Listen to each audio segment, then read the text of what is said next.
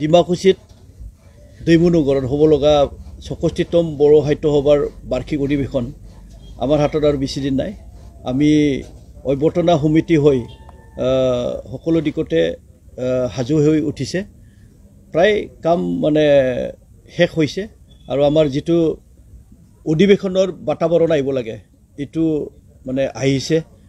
গতিকে আমাৰ কাৰ্যসূচী মতে অহা ৯ তাৰিখত ওদালগুৰি জিলা বড়ো সাহিত্য সভাৰ অধিৱেশনখন হ'ব আৰু 10, 11, 12 কেন্দ্ৰীয় বড়ো সাহিত্য সভাৰ অধিৱেশনখন হ'ব। তাৰ লগত সংগতি ৰাখি আমি পৰহি তথা 6 তাৰিখত আমাৰ যি অধিৱেশনৰ লগত সংগতি ৰাখি যি এক্সিবিশ্যন ৰাখিছোঁ সেই এক্সিবিশ্যনখন মুকলি হ'ব। তো 6 তাৰিখৰ 3টা বজাত আমাৰ কেন্দ্ৰীয় ৰাজ্যিক মন্ত্ৰী অসমৰে সুসন্তান পবিত্ৰ মাৰ্কেৰিটা ডাঙৰীয়াই এই মূল দুৱাৰখন উন্মোচন কৰিব।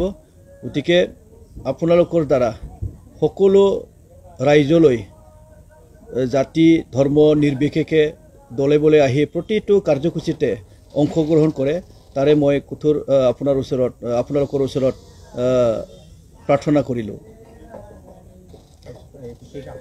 আমাৰ এই অধিৱেশনটো ঐতিহাসিক ৰূপে তথা আপোনালোকে সকলোৱে জানে যে বড়ো সাহিত্য সভাটো বড়ো জাতিৰ এটা বৃহত্তম এটা অধিৱেশন আৰু এই অধিৱেশনটো এটা বড়ো জাতিয়ে তথা সকলো ৰাইজে এটা উৎসৱ মুখৰ বা উৎসৱ বুলি গণ্য কৰি সকলোৱে উদুলি মুদুলি পৰিৱেশটো আমি দেখি আহিছোঁ। এইবুলিও আমি ডিমাকুছিত আমি বহু প্ৰতিনিধি আহিব আৰু আলহী আহিব, লগতে ৰাইজেও আহিব বুলি আমি আশা কৰিছোঁ। আমাৰ কাৰ্যসূচী মতে আপোনালোকক ক'বলৈ পাই সুখী হৈছোঁ 10 তাৰিখত আমাৰ যিসকল বড়ো লোক নহয় তেওঁলোকেও বড়ো ভাষা বড়ো মিডিয়ামত পঢ়ি আমাৰ বড়ো ছাবজেক্টত শিক্ষকতা কৰিছে, কোনোবাই স্কুলতে হওক হাই ছেকেণ্ডাৰীত হওক, কোনোবা ইউনিভাৰ্চিটি লেভেললৈ কাম কৰিছে তেওঁলোকে। আৰু তেওঁলোকৰ বাদেও ৰাজনীতিবিদ বা বিশিষ্ট সমাজকৰ্মীসকলে এই এটা ছেমিনাৰ লোৱা হৈছে, আলোচনা চক্ৰ লোৱা হৈছে 10 তাৰিখত 10টা বজাত। গতিকে এই যিটো আলোচনা চক্ৰ সেইটো আমাৰ কাৰণে আকৰ্ষণ হ'ব, কাৰণ বড়ো ভাষা তেওঁলোকে বড়ো নহ'লেও বড়ো ভাষাক লৈ যি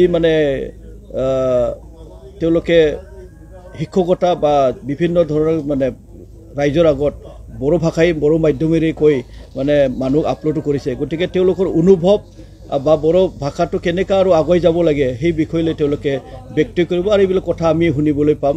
গতিকে সেইটো আমাৰ কাৰণে মিলনৰ এটা প্ৰতীক বুলি ক'লেও ভুল নহয়। চ' মই আশা কৰিছোঁ ইয়াৰ বাদেও অন্যান্য ইয়াত বিভিন্ন গ্ৰন্থ উন্মোচন কৰা হ'ব আৰু সাহিত্য চৰ্চা হ'ব। গতিকে এটা ঐতিহাসিক দিশত এই অধিৱেশনখন হ'বলৈ গৈ আছে। আৰু ইয়াৰ লগতে আমাৰ ইয়াতে বিশিষ্ট বিভিন্ন কাৰ্যসূচীত বিভিন্ন আলহী আমাৰ আছে।